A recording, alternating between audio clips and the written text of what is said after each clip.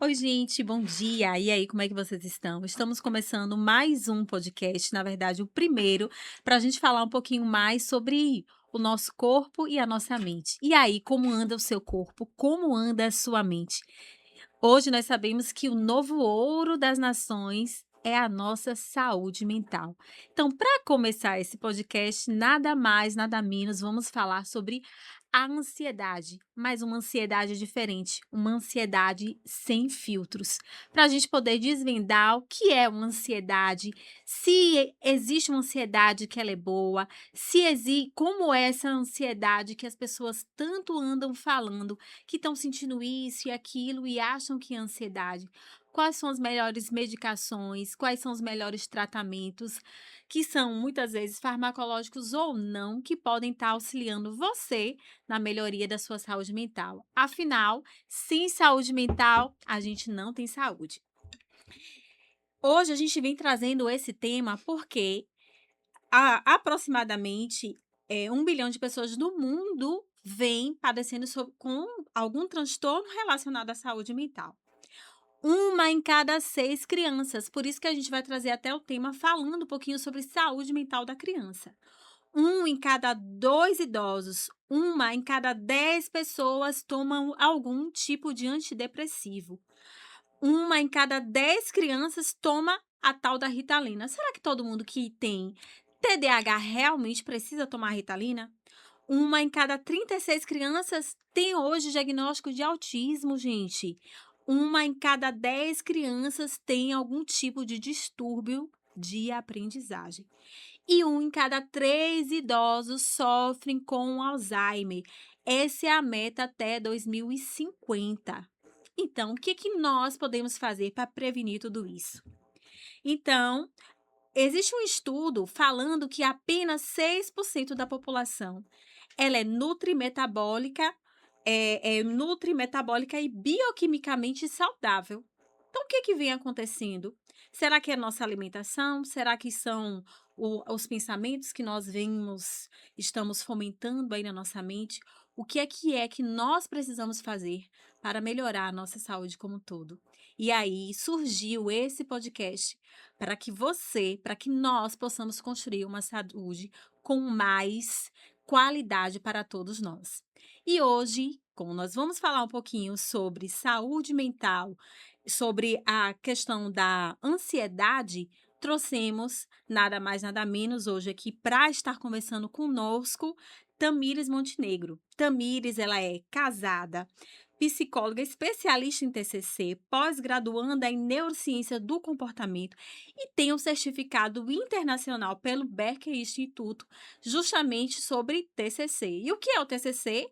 Então, o TCC é justamente isso, é terapia cognitiva comportamental. Então, de que forma eu posso desenvolver comportamentos que podem me ajudar em frente a situações de estresse? Então, hoje nós vamos estar falando sobre ansiedade sem filtro, um pouco trazendo um pouquinho sobre essa perspectiva para você aí que está nos assistindo. Então, vamos buscar ferramentas para nos auxiliar nesse momento. Bom dia, querida, como é que você tá? Bom dia, Beth,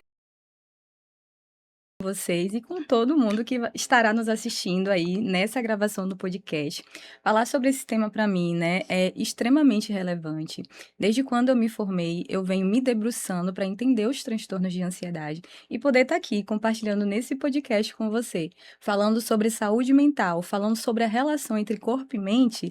Para mim, assim, é uma honra. Então, assim, muito obrigada pelo convite e vamos falar sobre ela, né, sobre a tal da ansiedade, que eu acho que é comum no meu consultório, no seu consultório, e a gente vai se deparar constantemente. Até porque eu acho que eu já vou começar por aí, a ansiedade é uma emoção. Todos nós sentimos a ansiedade. É impossível na face do planeta Terra ter alguém que não se sinta ansioso. Mas existem algumas diferenças que é importante a gente abordar, né? O que é que seria ansiedade normal, natural e esperada para uma ansiedade que se torna um problema. Então, estou bem feliz que a gente vai poder falar um pouquinho sobre isso. Eu também estou muito feliz por você estar aqui, para a gente estar falando um pouquinho sobre isso, porque a cada dia mais, né, até assim, eu não atendo somente como psiquiatra, né, eu também estou terminando minha especialização em medicina da saúde e comunidade, e eu vejo que muitos pacientes que vêm para mim, às vezes, porque tá com uma dor de cabeça, às vezes tá com insônia, e a gente percebe que depois tem ali alguns sintomas relacionados também à ansiedade, né.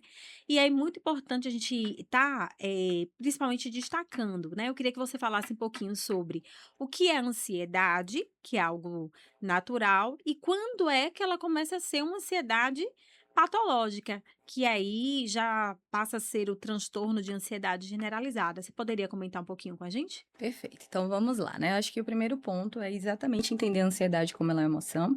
Ela é uma emoção, inclusive, muito ligada à sobrevivência, né? Então, pegando lá os nossos ancestrais, eles se sentiam ansiosos toda vez que eles teriam que lidar com caças, com leões. Então, a ansiedade em si, ela é uma emoção que está muito ligada ao medo. É como se o medo ele fosse o centro da ansiedade. Porém, são duas emoções distintas. Mas o que que seria, né? Ansiedade e medo? Medo é uma resposta emocional frente a um perigo que eu estou. Já a ansiedade é a antecipação desse perigo, que aí a gente fala, né, é o cerne da ansiedade. Eu antecipo um perigo que muitas vezes só está na minha mente. Aí a gente começa a se perguntar: "Mas Tami, eu me sinto ansiosa, não tem mais leões, eu não estou mais numa selva. Por que isso é tão predominante, né? Porque, na verdade, o que gera gatilho para a gente se sentir ansiosos é a nossa rotina. É muitas vezes eu ter que me relacionar em público, é muitas vezes eu estar em uma experiência como essa, em ter que falar em público, é muitas vezes os prazos que eu preciso entregar. Então, basicamente, o que é gatilho para a nossa ansiedade é hoje a nossa cultura, é hoje a nossa vida, é hoje a nossa rotina. Então, no fim das contas, ela é uma emoção que está ligada à sobrevivência, a base é o medo, só que é um medo que, na grande maioria, não é real. E muitos pacientes começam a sofrer dessa ansiedade, que ela se torna desproporcional, a partir do momento que esse medo, que não é real, ele começa a crescer, começa a trazer prejuízos, começa a trazer danos. E o nosso paciente, o meu e o seu, vai começar a apresentar alguns sintomas que são característicos da ansiedade. Então, eu acho que o primeiro ponto, resumindo aqui o que eu quis trazer, é o medo, a ansiedade, desculpa, ela é uma emoção, tá? Como qualquer outra, então todos nós vamos sentir. Tanto que quando um paciente chega para mim, também eu queria me curar da ansiedade. Não tem cura, né, a gente não faz com que esse paciente deixe de sentir ansiedade. A Ótimo, gente olha só, frisando isso daqui. Ansiedade, você que tá aí, eu preciso me curar da ansiedade. Ansiedade, ela não tem cura. A não ser que você, né, o que a gente não quer, tenha morrido, né? perfeito. Porque a ansiedade, ela vai estar presente como ela tá aqui abordando pra gente. Vamos supor, você começou, vai fazer uma apresentação, como a gente está fazendo agora. A ansiedade vai vir. Então, você tá conhecendo uma nova pessoa, ela tá passando na rua, de repente vê aquela pessoa que você tá gostando. A ansiedade vai vir, né? Vai, de repente, chegou na aula e o professor falou: tira uma folha de caderno aí. Que eu tinha um professor que fazia muito isso. Teste, surpresa. A ansiedade vai vir, né? E aí, você falou sobre esse componente, sobre situações do dia a dia, gente. Vocês precisam entender que as nossas emoções, elas têm um sentido, né? Todas as nossas emoções comunicam alguma coisa, se a gente for parar para prestar atenção. Então, a tristeza comunica talvez que a gente já não está vivendo aquilo que a gente gostaria de viver. A ansiedade comunica que aquilo é valoroso para mim, que eu tenho um valor naquilo. Então, eu me sinto ansioso toda vez que eu vou me deparar com coisas que são importantes na grande maioria, né? Eu me sinto com raiva toda vez que eu me sinto injustiçada. Então, as nossas emoções, elas estão comunicando alguma coisa. Então, quando Bela traz assim: "Ai, eu tenho um teste surpresa", tá, eu vou me sentir ansioso naquela situação. É uma situação que eu não esperava, é uma situação que eu não tenho controle, então é natural que essa emoção apareça. Ah, eu vou me sentir ansioso pelo meu primeiro podcast, por exemplo, essa primeira experiência aqui. É natural que a gente se sinta ansiosos, né. Então, assim, a questão não é o sentir ansiedade, a questão é realmente isso se tornar um problema. Então, primeira coisa que eu falo com os meus pacientes é: a ansiedade ela não tem cura, você vai continuar sentindo ansiedade. Porém, hoje vocês vivenciam ansiedade no nível que gera prejuízo, que gera sofrimento, que gera Isso que eu queria que danos, você né. abordasse de forma assim bem precisa. Quando é que eu preciso procurar ajuda? Quando é que eu porque essa ansiedade está aflorada e eu preciso procurar ajuda. Pronto.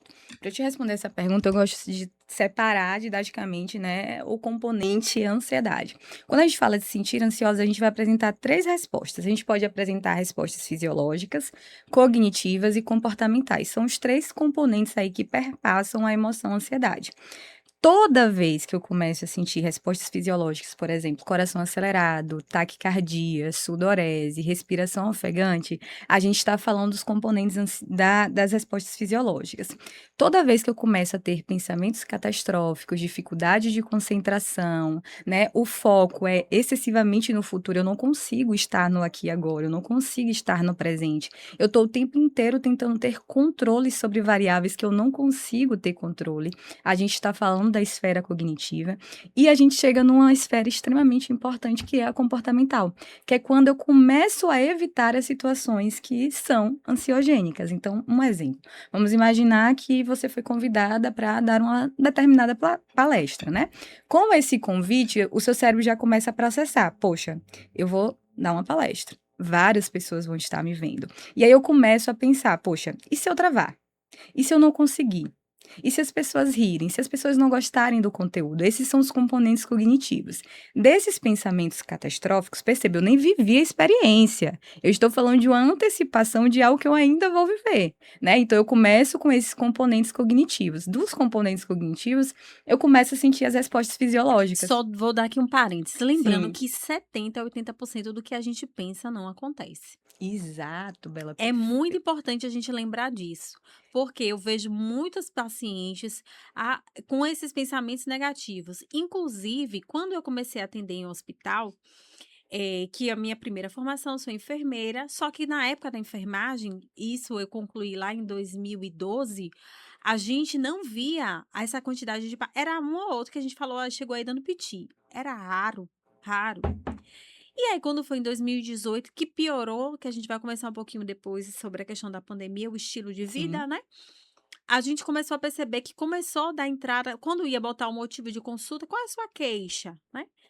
E aí eu já estava atuando como estudante de medicina na época, e aí ele chegava com essa queixa, pensamentos negativos, que era algo muito novo pra gente.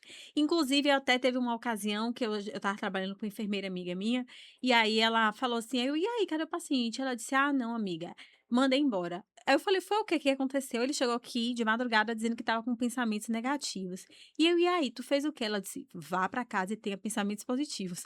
Só que a gente sabe que não é tão fácil Não, assim. Só que exato. na época a gente não estava ainda, assim, tendo noção dessa questão relacionada à ansiedade, o quanto ela estava avançando de uma forma subliminar, que a gente não estava percebendo. Sim. Até que quando começou, principalmente depois do evento da pandemia, que eu acho que você deve concordar comigo, teve um boom da saúde mental. Não só isso, não só desses transtornos em si, né, mas também da procura, né. Tinha um estigma muito grande em relação à psicologia, em procurar Exato, ajuda, até inclusive até a hoje. psiquiatria, Até né. hoje na Mas psiquiatria. eu acho que a gente pode ir pra essa Mas parte. melhorou muito. Melhorou. Glória a Deus, melhorou E muito. a gente espera que com esse podcast também venha melhorando, porque Ainda vocês vão mais. começar a entender, gente, que a nossa mente, ela é, vamos dizer, a base do nosso corpo. Então, se o nosso cérebro ele não está saudável, isso vai impactar diretamente no nosso corpo, vai impactar diretamente nos nossos comportamentos e vai impactar diretamente em como a gente se relaciona consigo, com o outro e com o mundo. É uma coisa que eu sempre falo, Bela, para os meus pacientes. Se tudo ficasse na nossa mente, ótimo. Mas o Exato, problema é que o que a gente pensa modula comportamento. exato. Eu começo a agir de acordo ao que eu estou pensando. Literalmente isso. Então, o exemplo que eu estou te trazendo, prestem atenção, gente. O exemplo que eu estou trazendo, que possivelmente vocês aí de casa vivem bastante.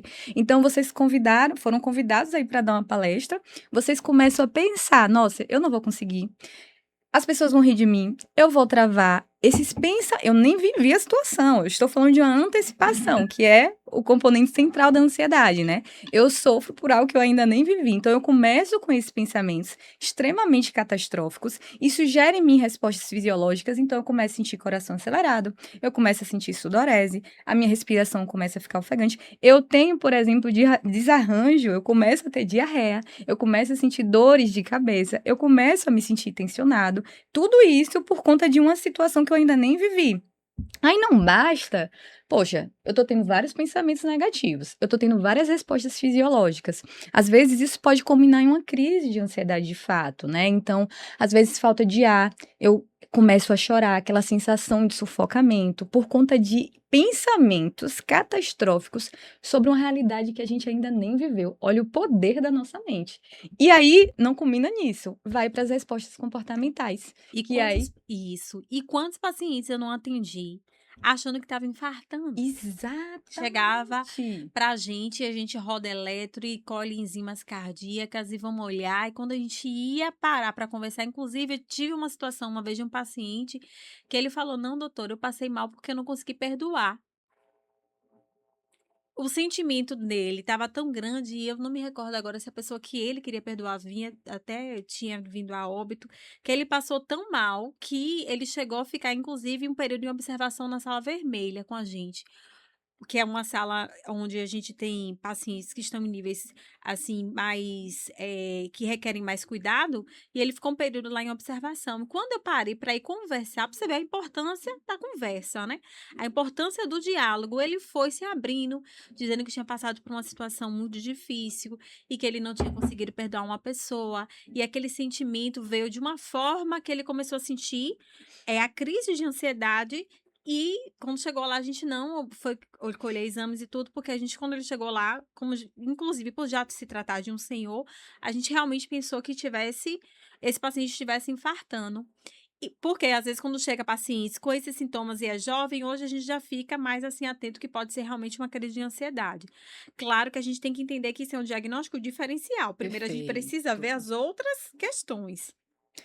Para depois a gente falar, não, uma crise de ansiedade. Como eu tive uma paciente que estava realmente cursando com uma gastroenterite e chegou passando mal, sudoreica, coração palpitando, tinha vomitado algumas vezes, o médico administrou diazepam e mandou embora.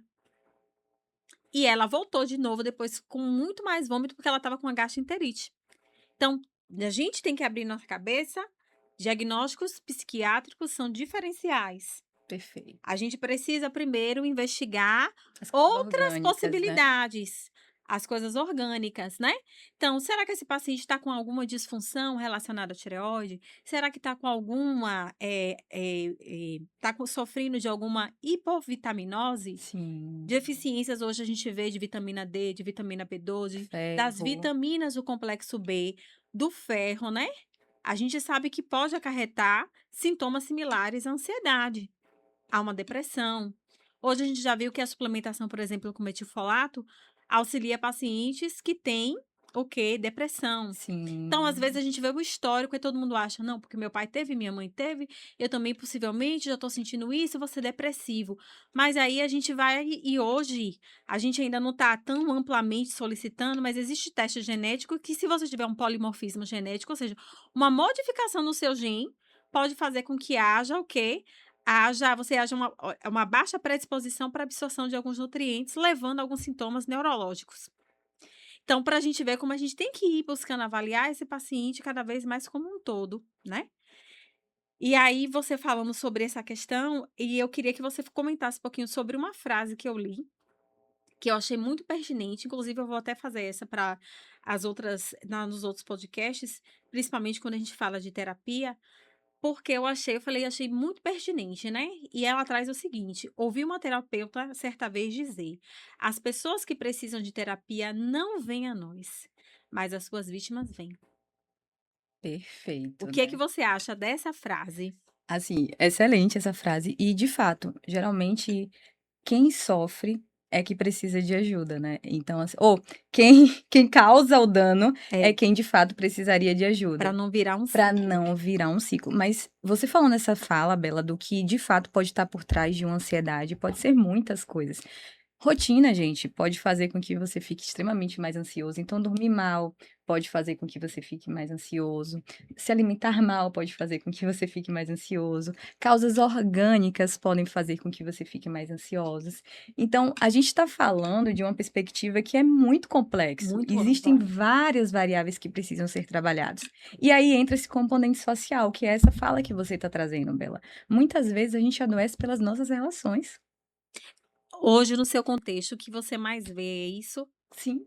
sabe? Então, assim, em Não um seria a ambiente de internet, falta de trabalho. vitamina, de atividade física, O seria? combo, literalmente isso. Eu costumo dizer, assim, que o ser humano envolve interações sociais, né, então a qualidade, o que que a gente tem, quem é a minha rede de apoio, como eu me relaciono com as pessoas, né, como é o meu ambiente de trabalho, quais são os meus hábitos, quais são as minhas rotinas, tudo isso está na base quando a gente fala de uma saúde mental. O que é saúde mental, gente? É um cérebro funcionando adequadamente.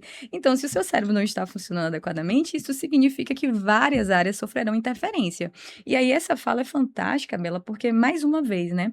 Essas pessoas que adoecem outras pessoas são pessoas que também precisam de ajudas. Exato. Mas ainda existe um estigma muito grande. Então, por exemplo, o chefe de um departamento que tem várias questões emocionais, traumas de infância, tem dificuldade de se relacionar, acaba tratando o seu funcionário de forma extremamente tóxica, de forma extremamente abusiva, ou cobra excessivamente daquele funcionário, você tem que dar conta, você precisa dar conta. Aí esse funcionário, porque não tem Eu dou repertório tudo, você nenhum. não dá por quê? Exato. E aí esse funcionário que não tem repertório nenhum emocional começa a adoecer, começa a ficar ansioso, começa a ter crises. Ou a gente está falando do próprio contexto familiar de pai e mãe, né? Então, assim, pai e mãe que não tem manejo emocional, não curaram as suas feridas e que acabam criando filhos, que esses filhos acabam se tornando extremamente ansiosos. Por exemplo, um pai super protetor que passa a visão do mundo para o filho como algo extremamente perigoso. Então, assim, você não pode fazer isso que é perigoso, as pessoas são perigosas, o mundo é perigoso. Você acha que essa criança, quando ele se tornar adulto, vai ser mais ou menos ansiosa? Mais. Muito mais ansiosa. Então, a gente tá falando de várias variáveis Uhum. que vai complementar, vamos dizer, o componente saúde mental, Uhum. né? Então, essa fala retrata exatamente isso, porque a gente dificilmente percebe os nossos padrões de comportamentos. Bela, sequer a gente para prestar atenção que a gente tem modos de pensamentos, a gente tem padrões de pensamentos que modificam, que influenciam na nossa resposta emocional e comportamental. Quem dirá, eu vou parar para prestar atenção que eu posso estar machucando outras pessoas, que eu posso estar sendo gatilho para outras pessoas. Então, sim, né? As interações, eu acho que essa fala em si fala de um componente principal, de uma base principal, que são as interações sociais. E muitas pessoas hoje estão adoecidas por outras pessoas. Eu tô pegando esse contexto porque eu lembro que eu atendi uma vez, né, uma ocasião, e ele, assim, trouxe essa fala, né, essa pessoa trouxe essa fala para mim. Eu tô me alimentando bem, eu faço atividade física, já tentei outras técnicas que tem as hormeses, né, os banhos frios, que você intercala com quentes e tudo, várias situações para poder dar um estímulo diferente para o meu corpo. Sim. E muitas vezes continuava ali na mesma questão, né, com os mesmos pensamentos, com as mesmas questões. Então, por isso que eu queria trazer um pouco sobre essas questões relacionadas à parte das interações sociais, que quando elas não são tratadas, não adianta muitas vezes a gente ter uma boa suplementação, uma boa alimentação, continuar naquele ambiente muitas vezes que é tóxico, Exato. vai continuar a perpetuar os mesmos sintomas, as mesmas emoções, e aí também não vai ter medicação que Resolva. resolva. Exatamente, né? E aí a gente pode estar falando de várias áreas, né? A gente pode estar falando Exato, de ambiente de trabalho, a gente pode estar falando de parceiros, exato. relacionamentos, né? A gente pode estar falando de amizades, a Uhum, gente pode estar falando, inclusive, gente, de pai e mãe, exatamente. né? O que é assustador, mas sim, pai e mãe Exato. podem ser Porque gatilhos às vezes o que que para o acontece? adoecimento. As questões que traz assim, mas é minha família, como eu não vou conviver, né? Porque é família, é pai, é mãe, é esposo. Então, como melhor manejar essa situação, né? Então, assim, o que é que você traz de perspectiva quando você trata pacientes que estão passando por essa situação? Bela, eu acho que a primeira coisa que eu começo a trabalhar com meus pacientes é a ideia do que está de fato no nosso controle. Se a gente for parar para prestar atenção, se vocês aí de casa prestarem atenção, a gente sofre, na grande maioria das vezes, por aquilo que a gente não consegue controlar. E, infelizmente, as nossas relações perpassam isso. A gente não consegue controlar o que o outro pensa sobre nós, a gente não consegue controlar o que o outro sente do que eu falei, do que eu disse. Então a gente não tem controle sobre como o outro nos trata, a gente não tem controle sobre como o chefe nos trata. Então eu acho que a primeira Exatamente. coisa que eu começo a trabalhar com o meu paciente é essa ideia, tá, do que está no nosso controle? Muitas das vezes essas relações, essas interações, por exemplo, meu pai ele não me dá afeto.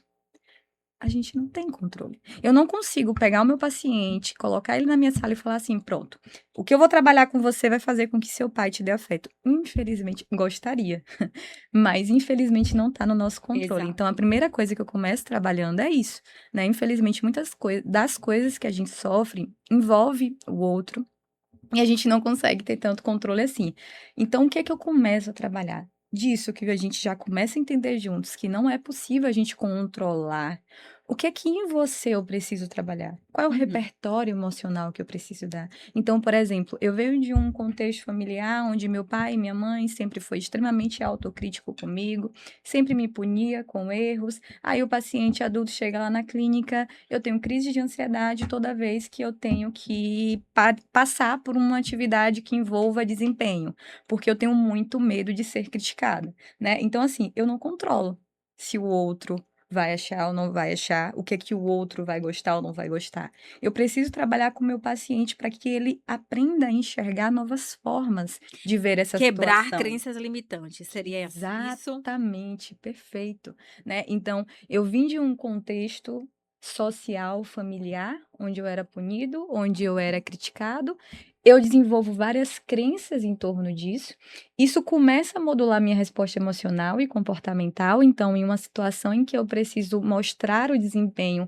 eu começo a ter ansiedade, eu começo a achar que as pessoas vão me julgar, que eu não vou conseguir dar conta, que eu vou ser criticada. Muitas vezes eu evito, Bela, às vezes eu deixo de viver determinadas coisas na minha vida por medo, por eu achar que eu não sou capaz, e aí eu deixo de fazer. Então, assim, se eu não consigo controlar esses pais que vão continuar sendo autocríticos, o que que eu posso fazer com o meu paciente então? É dar repertório, é trabalhar nessas crenças que se formaram a partir dessas relações, Uhum. é trabalhar na forma que ele responde a esse contexto, A gente mudar só vive comportamentos. aquilo que a gente permite, né. Exato. E Então a eu gente costumo precisa dizer colocar mais, limites. o nosso cérebro só vai até onde ele alcança. Porque tudo que a gente vivencia na nossa vida é uma fala que eu sempre digo para os meus pacientes: somos resultados das nossas experiências. Então, tudo que eu vivo ao longo da minha vida inteira modula o que eu sou hoje como adulto. Entende? Exatamente. Então, assim, eu estou falando, gente, de um cérebro modificado, eu estou falando de conexões. Quando a Isabela fala crenças limitantes, existem sinais químicos no seu cérebro que literalmente são fortalecidos a partir disso, né? Então, essas crenças têm um aparato também neurobiológico. O seu cérebro ele foi modulado. Você, muitas vezes, em determinados contextos, vai tender a agir de forma muito parecida com o que você aprendeu ao longo da sua vida. Então, se de fato você tem um ato de reclamar demais, em todas as situações você vai ter o comportamento de Já reclamar. convivi muito com isso, Exato. de Se você ter e reclamar por ter. Não ter, exatamente. reclamar por não ter. Perfeito. E a pessoa Reclama. nunca está satisfeita, né. Perfeito. E Se você vem de um contexto familiar onde, são pais ansiosos, autocríticos, dificuldade de lidar com erros, punição quando se erra, isso vai modular o seu adulto. Então, assim, somos sim resultados das nossas experiências. O nosso cérebro e quimicamente está e vou te dizer, modulado. ó, Tami, o como somos resultados dessa experiência, isso demonstra o quanto esses resultados vêm influindo muito mais de forma negativa do que de positiva, daí o boom na saúde mental. E E adivinha tantos por quê? pacientes hoje estima-se que 160.000 pessoas estão sofrendo por ansiedade. Acreditava-se antes que era o quê? Aqui no Brasil, que antes era o quê?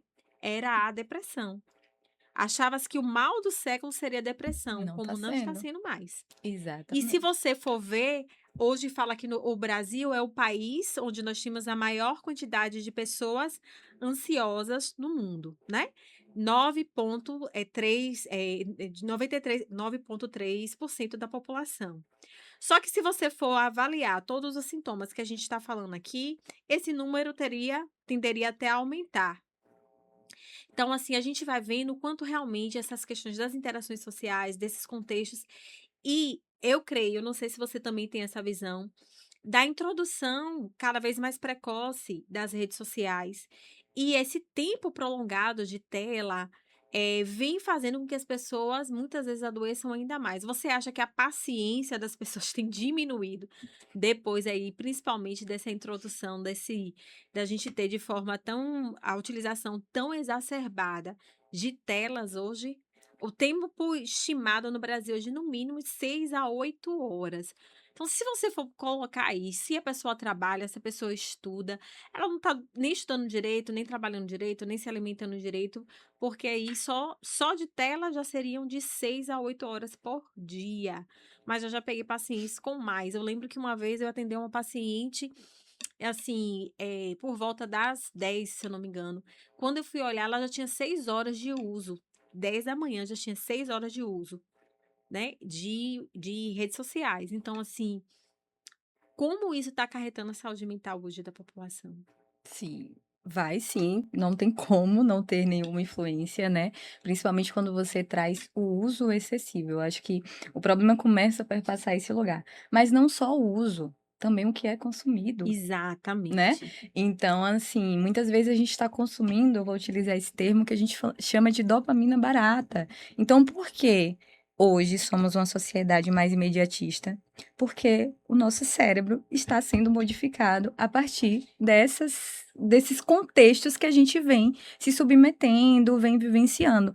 E, mais uma vez, Bela, a nossa saúde mental é a soma de várias influências, tá? Então, assim, não é apenas o celular que vai fazer com que você tenha uma predisposição a desenvolver um quadro ansioso. É o celular e vários outros hábitos que vão perpassar essa criança, esse adulto, né. Então, assim, a gente está falando de uma somatória de fatores que vão levar ao adoecimento psicológico, né, inclusive um Você acha que é componente assim. extremamente genético. Uhum. E aí você falou rapidinho dessa questão, né, do imediatismo, das coisas muito rápidas. Sim, o nosso cérebro ele está sofrendo modificações. Hoje a gente tem dificuldade em lidar com coisas a longo prazo. Porque o celular é um estímulo altamente recompensador. E não só isso, gente, altamente recompensador e fácil.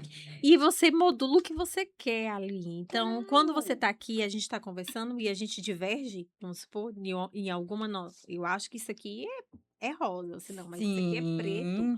Não, mas isso aqui é rosa. Aí já vem uma terceira pessoa, não, isso aqui é azul. Aí a gente já está divergindo em uma ideia. Poxa, lidar com isso, as pessoas estão cada vez mais se afastando Estão de ficando pessoas. intolerantes. Por quê? Porque eu não quero ninguém que seja diferente de mim. Então eu Exato, quero seguir tudo aquilo que me dá prazer, exato. né? Tudo aquilo que eu acho que é o melhor, mais viável para mim. E o que eu começo a perceber muitas vezes que toda falta vai haver um local onde a pessoa vai começar a ter um excesso. Então é excesso de tela, alimentação. Quantos pacientes aí te procura porque tá comendo muito? Muito. Compulsão alimentar. Brasil hoje lidera 65% da população hoje brasileira é o quê? Sobrepeso. Sobrepeso. Então, assim, o que que você vê muito essa relação também? Muita falta de um lado e aí o excesso do outro. E outra questão também que eu não via com tanta frequência, mas hoje tem chegado cada vez mais no consultório também pacientes com vício em joguinhos. Uhum.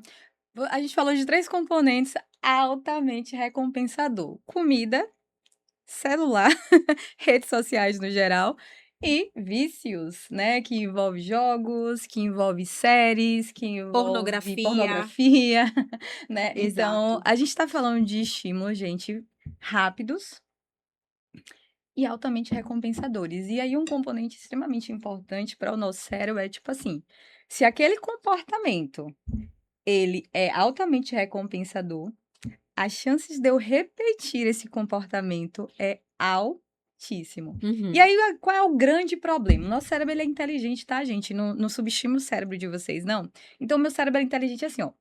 Se eu tenho uma recompensa que é rápida e imediata, e eu não preciso ter tanto esforço para isso, o que que ele vai fazer? É muito mais fácil, Isabela, eu pegar um celular, ou é muito mais fácil eu pegar um livro para estudar? No celular. Claro. O que é mais Exato. recompensador? Eu pegar o celular e ficar ali assistindo reels, ou ou ler um livro que eu tenho que ficar ali esperando o que é que vai acontecer no desfecho final, então ter que ler várias páginas para chegar no resultado, para Exato. saber o que é que vai acontecer com aqueles personagens.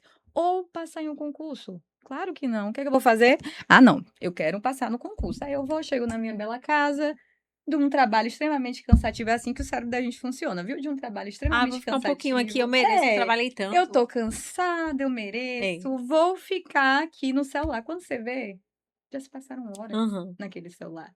E você não estudou o que você teria que fazer, né? Exato. E aí, você trazendo isso, então a gente está falando de estímulos que são altamente recompensadores.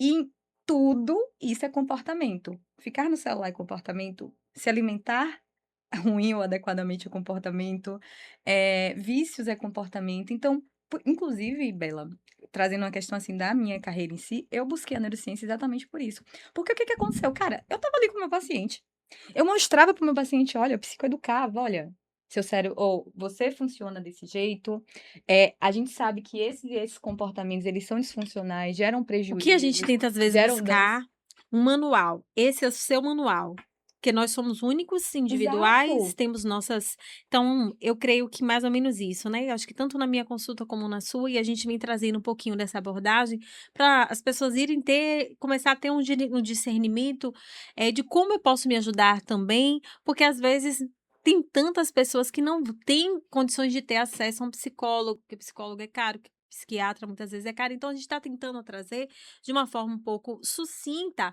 mas precisa de formas para vocês conseguirem identificar cada uma das questões que a gente está trazendo um pouquinho aqui, né? Porque o ideal era o quê? Olha, esse aqui é o seu manual de instrução. Você funciona bem assim, você não funciona bem assim, tenta evitar isso daqui. Seria mais ou menos isso que a gente busca fazer, é isso? E você nessa sua trajetória, nessa sua carreira, qual dica, assim, você poderia dar para auxiliar os pacientes e os ouvintes, né, sobre como lidar um pouco melhor com a ansiedade? Então, por exemplo, tanto na crise como em algumas questões que você vê um pouco mais, em relação como você falou, que o que você nota que é mais os comportamentos, né, as relações que muitas vezes vem trazendo um pouco mais da questão da ansiedade em si. Qual dica você poderia dar? Porque infelizmente o nosso podcast está acabando. Então, qual a dica você poderia olhar ali para aquela câmera e falar: "Olha, eu acho que assim", acho não, a partir da minha vivência, dos meus estudos, quando você está em crise, você pode fazer dessa forma que vai ajudar, vai auxiliar, vai melhorar em relação a ela. E em relação aos pensamentos, como você pode dar uma dica para as pessoas começarem: "Olha, eu vou começar a olhar por essa outra visão". Porque eu vejo que muitas vezes a forma como eu te trato é a forma como eu sou. Então, às vezes, eu não consigo mudar, às vezes, mesmo que a pessoa às vezes tenha me feito alguma coisa ruim, porque como que eu lido é aquilo que eu sou. Sim. Então, se eu sou uma pessoa amarga, eu sempre vou tratar o outro assim, e a pessoa fala: "Nossa, será que eu fiz alguma coisa com aquela pessoa?". E muitas vezes você não fez nada, é ela, está Sim. expressando ela, né. Então, assim, a mesma coisa, eu não sei se você olha por essa frente aí também, como eu estou falando com vocês, se é mais ou menos dessa forma. Então, assim, para as pessoas entenderem, né, e cada um hoje vive seu cotidiano, sua vida, e às vezes eu vejo que tem muitas questões relacionadas a isso, a mágoas que as pessoas trazem por essas relações. Então, como é que você poderia expressar alguma forma para essas pessoas começarem a olhar por outro lado, para deixarem de se sentir vítimas, né? De se sentirem, ter sempre aquele sentimento de autopiedade, autocomiseração, ah, coitadinho de mim, porque eu passei por isso, eu passei por aquilo, eu passei por aquilo outro. E, assim como uma dica também para as pessoas quando estão na crise de ansiedade, né. Então olhem ali para aquela câmera e me fala isso que a Dani achou de falei até errado câmera, o nervoso, né, mas a gente está aqui tentando melhorar. Pronto. gente. Então vamos lá. Eu acho que o primeiro componente, assim, que vocês precisam entender, assim, ó, que qualquer mudança comportamental é algo extremamente complexo. Não adianta eu falar aqui somente um roteiro e vocês seguirem e isso vai funcionar. Não, porque cada indivíduo ela é único, cada cérebro ele funciona de uma determinada maneira. Mas, no geral, eu acho que a primeira coisa que vocês precisam observar é qual é a qualidade da minha rotina, qual é a qualidade dos meus hábitos. Como eu disse para vocês, quando a gente está falando de saúde mental, a gente está falando de um cérebro que consegue funcionar adequadamente. Então, sono, alimentação, manejo de estresse, a qualidade das minhas interações sociais, como eu me relaciono, como eu percebo as minhas relações, né? Então, e atividade física. Quando a gente fala de saúde mental, a gente está falando desses pilares que precisam estar em equilíbrio. Porém, eu sei, gente, não é fácil equilibrar, porque todos esses pilares são comportamentos. Então, existem modificações em cada esfera da vida de vocês que a gente precisaria juntos trabalhar. Mas eu acho que o primeiro componente é isso, fazer essa autopercepção. Como é que está a qualidade da minha vida hoje, né? Como é que está a qualidade das minhas relações, da minha alimentação, da minha rotina? Esse já é um dos primeiros componentes. Para você ter noção, Bela, quando eu começo a trabalhar com os meus pacientes ansiosos, a primeira coisa que eu avalio é a qualidade de sono. Se meu Ótimo. paciente não dorme bem, isso vai Nada vai influenciar. bem. Meus amores, no dia seguinte, você pode se sentir mais ansioso pelo simples fato de você não ter Não ter dormido bem. dormido. Café! Se você é extremamente ansioso e você toma café em excesso, você toma café da hora que você acorda, da hora que você vai dormir, isso vai predispor para que você fique cada vez mais ansioso. Então, eu acho que a primeira realmente seria É. isso, né? Identificação e observar a qualidade. O segundo componente é se perguntar: eu não procuro ajuda por quê? Eu estou entendendo que essa minha ansiedade, ela tá me trazendo dano, ela tá me trazendo prejuízo. Por quê, Bela? A gente gasta com roupa, a gente gasta com festa, a gente gasta com muitas outras coisas, mas quando fala de saúde mental, é o último lugar que eu vou investir. Exato. Eu tô aqui te mostrando, a gente tá aqui mostrando para todos vocês a importância do equilíbrio entre mente e corpo. Mas é o último lugar que a gente vai procurar ajuda, porque se eu procurar significa que eu sou louco, que eu É. sou E a doido. gente pegar e tentar. O que nós estamos tentando trazer com esse podcast é justamente isso: quebrar o estigma em relacionado à saúde mental. A gente precisa buscar formas de cuidar, porque, principalmente, vamos supor, a gente vai ter um podcast aqui voltado para homens. Homem cuidar da sua saúde mental. Porque a maior parte das vezes essas vítimas advêm de um homem. O agressor foi essa pessoa.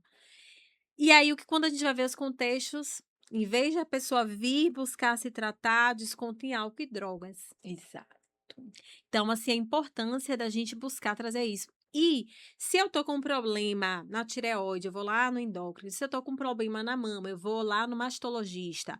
Se eu tô com um problema gástrico, eu vou no gastroenterologista. Porque quando eu estou com problema em saúde mental, eu não procuro uma equipe especializada, Eu procuro tudo, eu procuro não beber, eu é? procuro vícios, eu procuro comer excessivamente, eu procuro fazer tudo Menos menos. tratar, né? Então, a gente está aqui para Exatamente. buscar mostrar justamente para vocês que existe. Todo sintoma advém de uma causa, a gente precisa Perfeito. buscar essa causa. E nós, na Angular, montamos uma equipe multidisciplinar, transdisciplinar, porque nós nos comunicamos entre nós para melhor abordar a saúde mental do paciente. E assim a gente consegue ver o paciente como um todo. Por isso que, inclusive, eu fui fazer medicina integrativa, porque eu entendo que um corpo não pode ser dissociado. E lá nós contamos com psicólogos, neurologistas, psicopedagogo, todos envolvidos, né, para melhorar a qualidade da saúde mental, porque, como eu já dito aqui anteriormente, sem saúde mental a gente não tem saúde. E aí eu gostaria que você dissesse seus locais aqui de atendimento aqui em Serrinha ou região e também online, não é isso? Pronto. Eu só vou finalizar as dicas para a gente corre que eu gosto de falar, viu?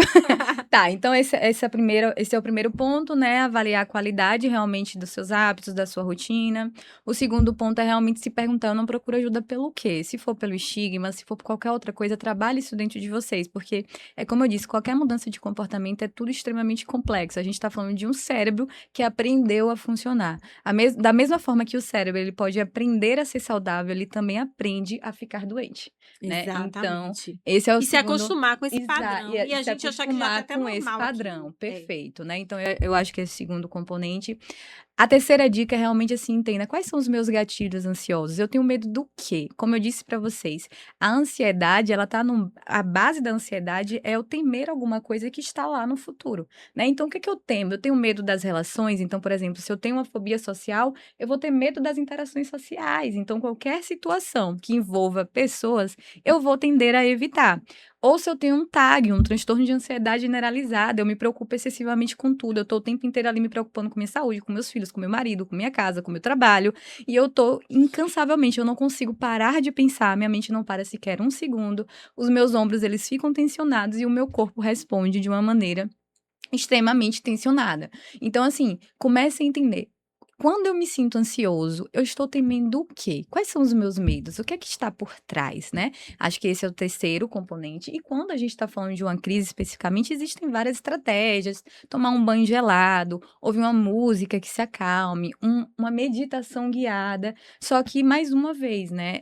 Precisamos entender que somos seres únicos. Então, por exemplo, tem pacientes meus que respondem muito bem à meditação, tem outros que não respondem, que inclusive ficam mais ansiosos quando fazem uma meditação Uhum, guiada. Mas aqui só seriam algumas características, então tá em crise, gelo, segurar gelo, tomar um banho gelado dos pés à cabeça, tudo isso ajuda, né, em relação à ansiedade, porque você muda ali a fisiologia do seu corpo, seu cérebro entende: "Opa, uhum. não estou em perigo". E também o quarto componente é analise os pensamentos de vocês, né, então constantemente, o que é que tá passando pela cabeça de vocês? Vocês tendem a pensar coisas muito catastróficas, negativas. Então, observem que esses pensamentos não ficam só sendo pensamentos. Isso modula respostas emocionais e comportamentais. Então, a qualidade dos seus pensamentos modificam a forma como você vai interagir no mundo. Então, eu acho que essas são algumas dicas, gente. Isso aqui realmente não tem como em 40 minutos a gente falar Explanar sobre tudo. tudo, É. mas assim, de um resumo, eu acho que iríamos por aí. E claro, né, procurem ajuda profissional, façam terapia, gente. Fazer terapia é cuidar de si, é autocuidado. E eu acho que é um dos autocuidados mais importantes da vida. Porque no fim das contas, quem convive com nós mesmos somos nós mesmos. A gente acorda Exatamente. e dorme consigo mesmo. Então, se o meu tempo, se o meu corpo não tem qualidade nenhuma em relação aos meus hábitos, em relação ao que eu como, em relação ao que eu penso, é óbvio que isso vai influenciar como eu vou me relacionar consigo, com o outro e com o mundo, tá? Então, Verdade. sobre os meus trabalhos, eu trabalho obviamente com Bela, né, eu trabalho na Angular, eu trabalho lá às terças-feiras, somente à tarde, Bela tá tentando aí me convencer mais um dia. Mais um dia, por favor, mais um Mas eu dia. trabalho lá e eu também trabalho no Centro Médico Doutor Zé Carlos e atendo online, né, então é isso, Bela. Não sei se tem mais alguma coisa que você gostaria de falar. Não, eu queria agradecer, né, esses pontos que você colocou aqui foi crucial para a gente poder buscar formas, né, da gente estar tratando da nossa saúde mental. Porque como a gente nota cada vez mais o que vem acontecendo em relação ao mundo, quando a gente fala de saúde mental, né. Então a gente percebe a importância de se cuidar desse bem tão valoroso que é a nossa mente, né. Perfeito. Então eu queria mais uma vez agradecer e agradecer você que passou aí esse tempo com a gente, que você possa compartilhar com outras pessoas, porque o conhecimento entenda que às vezes, olha, quando eu faço sala de espera, por exemplo, no posto, eu falo: "Gente, isso aqui é uma fofoca", porque fofoca espalha, né. Então assim, ó, entenda isso aqui como um momento de fofoca para vocês mandarem para outras pessoas: "Olha, eu ouvi isso daqui modificou de alguma forma o meu pensamento, eu estou entendendo agora melhor e tratando melhor as minhas emoções, me tratando melhor, porque eu entendi que eu preciso tratar da minha saúde mental". Então, muito obrigada para você que ficou aí esse período com a gente, tá? E nós estamos aqui para trazer cada vez mais informação para que você aprenda a cuidar da sua saúde mental de uma forma mais plena e ter a sua saúde transformada. Obrigada.